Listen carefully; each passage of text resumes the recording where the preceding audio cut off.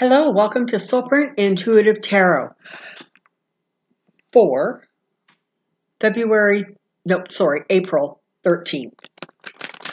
So there's a couple of things that I want to take a look at this week. So we're gonna start with this week in Trump's life. We're gonna start there. So this is the week following Easter, right? And Trump didn't get to do his big Easter bunny thing that he does on the White House lawn, and he wasn't able to get all that attention. So I'm sure we're going to see that shining through this week. Just as an interesting aside, just for those of you who haven't heard about it, or I just want to share this with you because it's really cute. The Canadian federal government last week officially labeled as an essential service both the Tooth Fairy and the Easter Bunny. Isn't that cute? So they are considered essential services. They are on the job. So let's take a look at Trump for the week of April 13th. Let's see what's kind of going to be going on around him and with him. And let's just take it from there and see where we go. So come on down because I have a question. So do tell me about Trump for the week starting December 13th. Trump this week, Trump this week, Trump this week. And as I said the last time I did one of these videos, this is not typical of me, but it feels very much as if he is becoming more and more erratic. And so it feels kind of like a couple more regular check-ins actually might be helpful. So here we go. Interesting. I'm going to keep that one out just because I was sort of inspired to do that, but I didn't cut the deck. So that's really interesting. Wonder why I didn't cut the deck. Focus now. What's Trump going to be up to this week? So this, of course, is that feeling of entitlement, right? This is the person who has a lot, their wishes come true, they have a lot of influence and affluence. So we're going to set that aside and see where this card fits in. So here we go.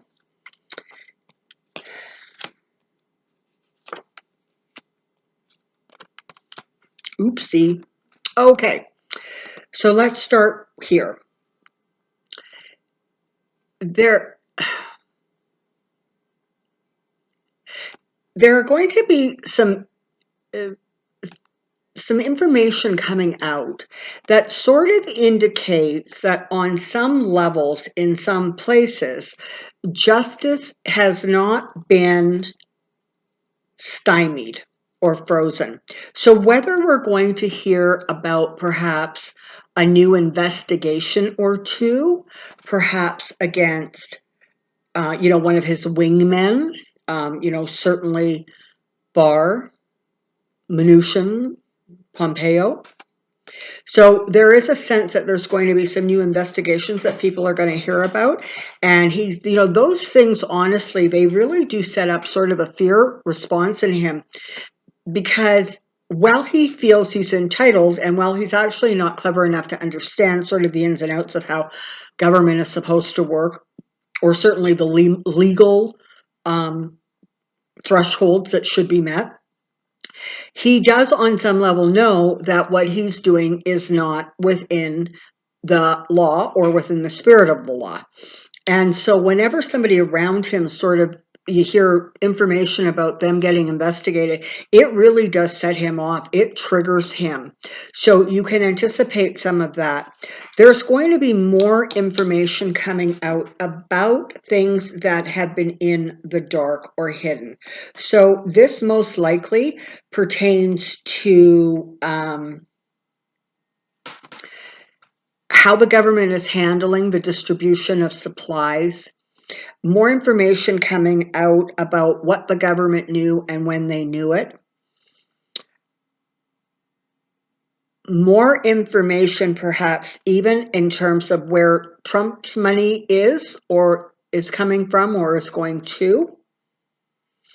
There's going to be a lot more information coming out that indicate that the numbers that you are seeing that are being reported on are not showing the whole picture. They are not the truth. Some states have very good reporting, but there's a lot of stuff that they're not reporting, right? Like, so for example, if you have somebody who unfortunately has been stricken by this virus and for whatever reason either didn't get to a hospital or whatever the story is, but they died at home. Even if there's sort of almost no doubt in anybody's mind that that person died as a result of the virus, it will not be counted as a death because it's not a confirmed case of the virus. So there's a lot of that kind of stuff that is in gray areas that are making the counts look better than they are, and they're terrifying and they're horrifying. So there could very well be more information coming out about how things are being reported, or perhaps some of the numbers that are being reported. And I also think that some of those real strong Republican states, their numbers are probably being diminished considerably from the truth. And you're also going to see a little bit like really crazy nonsense coming out of some of the governors' mouths, especially those who really, really are, in Trump's back pocket, basically. So there's just it's going to be a week where he's going to really, really feel kind of the push of justice. And he's going to feel that there's a lot of stuff that just is not being kept quiet enough for his liking. This is the thing about him. He loves, loves, loves to lash out at the group of people or the institution that has the most power, basically, or has the ability to investigate him, right? It's like, stop antagonizing the press, because the press is constantly searching for dirt on you. That's their job. Okay, maybe not dirt is their job, but finding and uncovering the truth is their job. And you lie all the time, so you give them a lot of ammunition with which to work. But he keeps attacking them, and then he gets even angrier when they come out with stories that perhaps don't show him in the best light, but are definitely backed up by science and facts and statistics. All three things, of course, are like a mortal enemy to Trump, right? I mean, he doesn't function well in any of those particular arenas. And so the harder he tries to hang on basically to the illusion and the stories and the nonsense, the more it gets shaken up, because he keeps attacking the people who are investigating those kinds of things and looking into the things he says and how he says them. So he's going to continue to try to hold really tight to some of his crazy beliefs, right? You're going to hear more about this malaria drug that he is convinced that it's going to cure everything, and next Tuesday, and then everybody can just get back to work. And he's going to be talking about going back to work, and he's going to be talking about how fabulous he is. I heard it said, and it was actually really accurate. Even with Joe Biden's announcement, or the situation with Joe Biden, where he is the presidential nominee for the Democrats, And Trump loves an enemy, right? He just loves having enemies to fight with. But I think even somewhere in his head, he has actually figured out that the enemy to his reelection is really not Biden. It is going to be this coronavirus and what it is doing to the people and the institutions of his country, of the country he's supposed to be running, and what it and it's poking very big holes in the things that have been damaged by his presidency, the things that have been cut by his presidency, and the absolute ineptness of their behavior and their function and what they're doing and how they're doing it. So he started to figure out that actually that could very well be what brings him down, is the fact that he's really not handling this coronavirus. And make no mistake, as this thing rolls forward, and certainly as it gets closer to elections, where the elections really start, amping up, his lack of candor, his inability to tell the truth is one of those things that is going to be really, really spotlighted, because of course he can't open his mouth without lying and embellishing and trying to put a happy, rosy twist on the fact that there are now more than 500,000 cases of this virus in the United States, and the death toll is rising at a ridiculously alarming rate. And so his inability to tell the truth is going to be something that actually really comes back and does him some significant harm going forward. And I'm hearing rumbles and grumbling that even some of those people, some of those real staunch supporters of him, are starting to actually see the real cracks in the presidency. It is the constant lying. People are saying, well, I could have, I could ignore this and this and this about him, but when he starts arguing and fighting and lying against his scientists and his advisors, that's already when I draw the line, because he's lying to lie, and he doesn't appear to care if me, the voter, is actually going to get sick or possibly worse from this thing that he is not handling, and not handling well at all. And he won't shut up. His words, lightning into the mouth, his words are going to be what destroy him.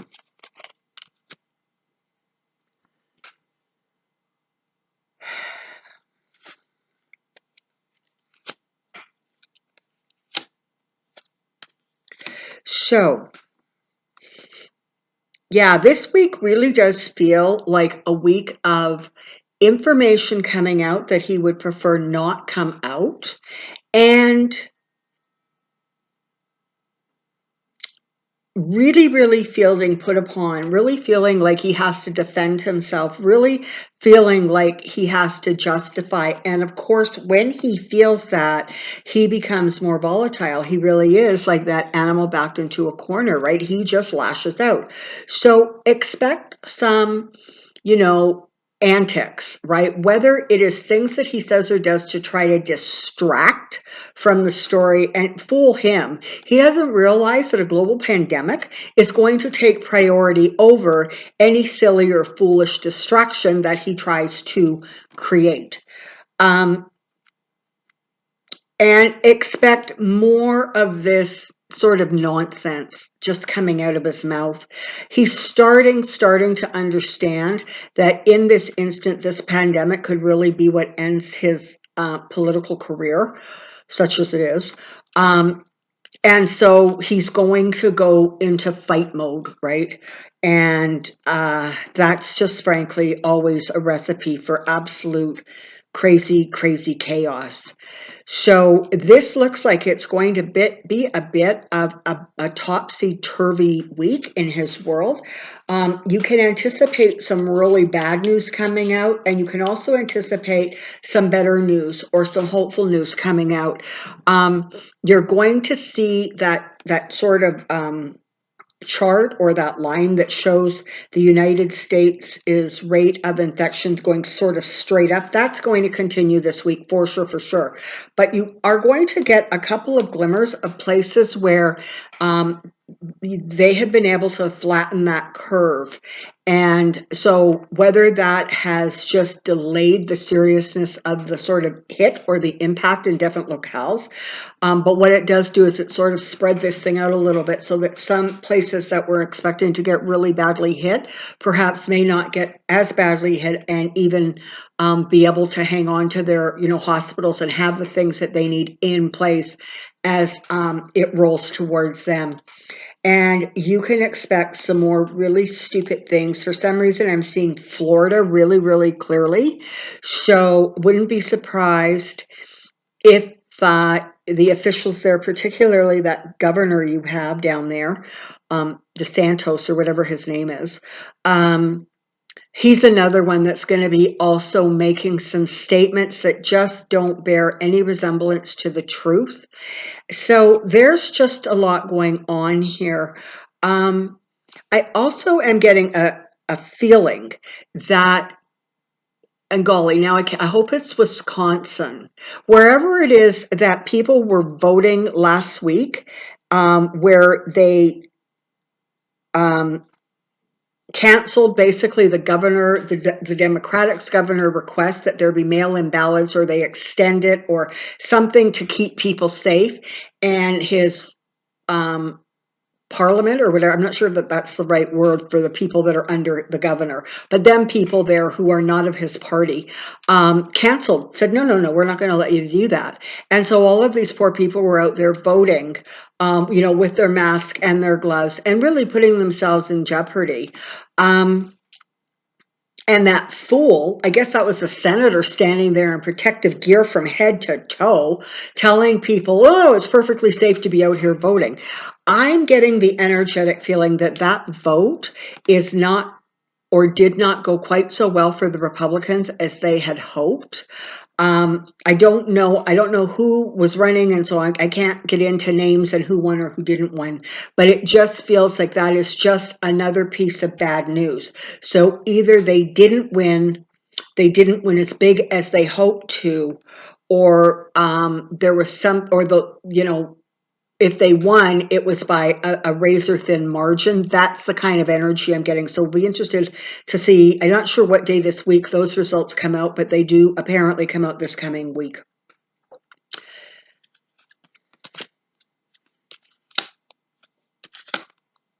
Yeah, so you're going to have, for some reason, this week feels like it's just a little bit more emotional than even last week. It feels like not only is he going to become more erratic and more emotional, but it feels like people's responses to him are going to become more emotional. So, whether that is more people turning away from him and being angry because they're starting to realize the danger that he was putting them and their communities in, whether he just really feels, stabbed and put upon, and so he's reacting to that. It feels very much like the coming week is going to be a little volatile, and it feels like there's going to be some very clear indicators that things continue to crack and break down. And again, I've said it before and I'll say it again. This is not going to happen with one big boom. It's going to be a continual thing where just more stuff breaks down. They look more and more foolish. They look more and more incompetent. More bad news comes out. And that just is the energy that I'm feeling going into this week. It really does feel as if some people are doing some rather serious assessing about what they have, what they don't have, what they need to have to make what they want work. There's kind of a lot of that energy going on. I think it's not only going on within the White House, within his administration. I actually really am starting to think that it's going on with a fair bit of significance in his campaign offices. Those people are starting to get really worried for him and really concerned, and he is not doing anything, anything to help the situation. I think even his advisors are saying, you know what, really back away. Stop sticking yourself out there every single day for an hour or two because you want the attention, because you know what, more and more, you are cementing the failures of your government to yourself. You're taking them on yourself because you're the one who's out there every day yakking a mile a minute. And of course, he won't, right? Because his ego, it's all about his ego. He needs the emotional fulfillment or satisfaction or bump that those daily press briefings give him. And again, one hopes that more and more the news channels stop covering them from bookend to bookend. This is ridiculous. And, more and more people are just flat turning the channel or turning their television off until he goes away. So, again, I think you might very well see sort of a bit of a more of a deterioration in terms of how he is being portrayed in the media, what the media is covering. And it's really interesting because I'm also energetically getting some feeling that he may actually lose a little bit of support from Fox. And again, from some of his more outspoken supporters, you may see another one or two of them break ranks because you can't spin the crazy that comes out of his mouth. And so what he's doing is he's pushing them into a back corner. Now, there are those 3 or 4 people at Fox who are going to scream Trump crap until they get taken off the air. But more and more, you're going to see sort of a little bit, I think, of more news coming out of that station. And I don't know if there's anybody out there strong enough to watch them. Let me know if that's accurate, but I can promise you my dial will not be tuned to the Fox network. But it definitely feels like people are starting to feel a little imprisoned by his behavior. They're starting to feel that with every day he limits actually their options to help him. So you're definitely going to see some people who have a slightly different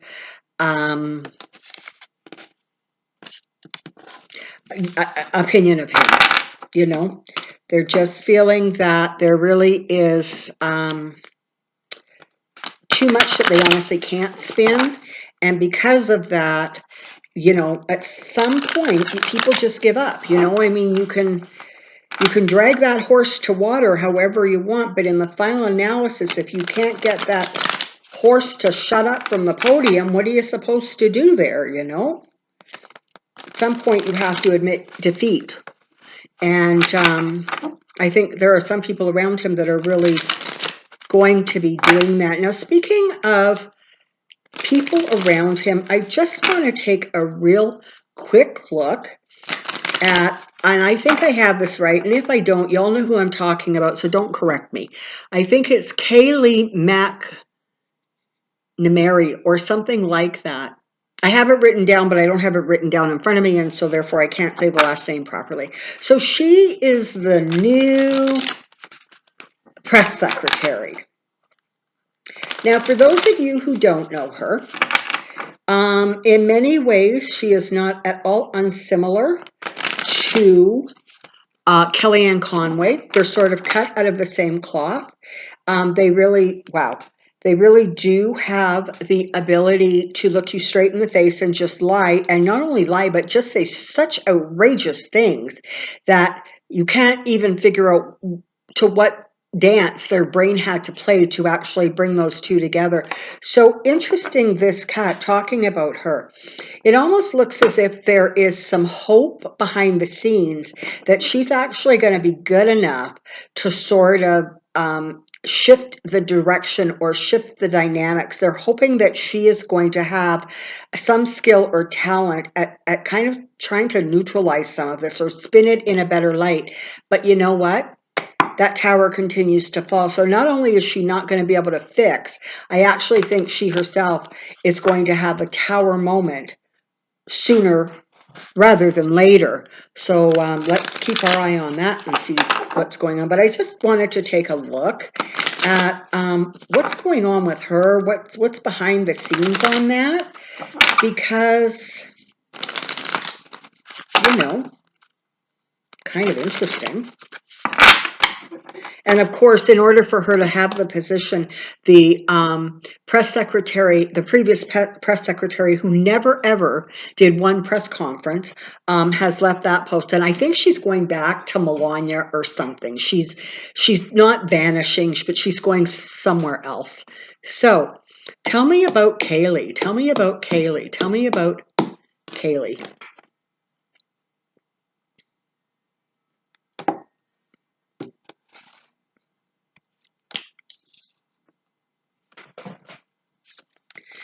Oh, okay.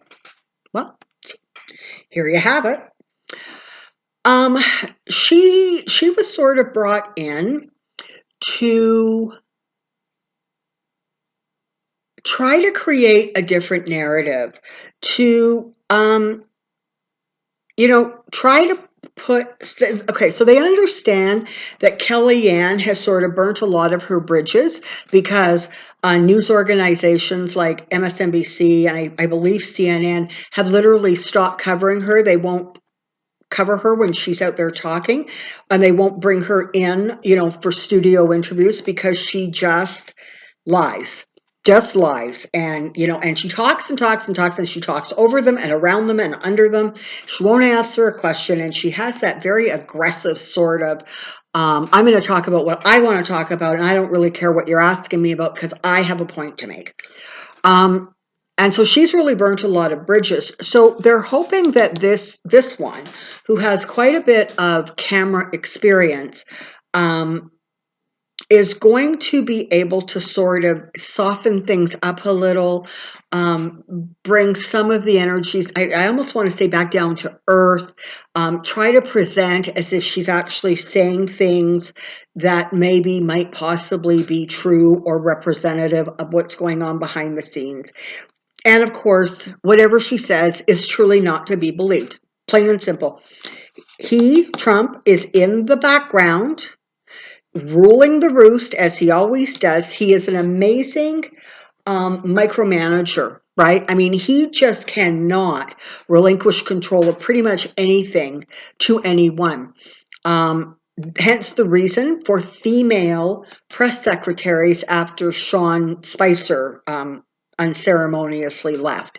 He really has that attitude that women should listen to him. They should be subservient to him. They should simply do what he says without asking questions. And he seems to have, along his road, managed to find women out there who will comply with that. And she is definitely one of them.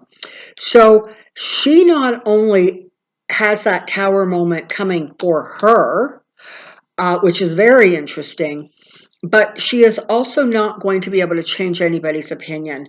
And in some ways, she's kind of making a political sacrifice that she actually doesn't see coming.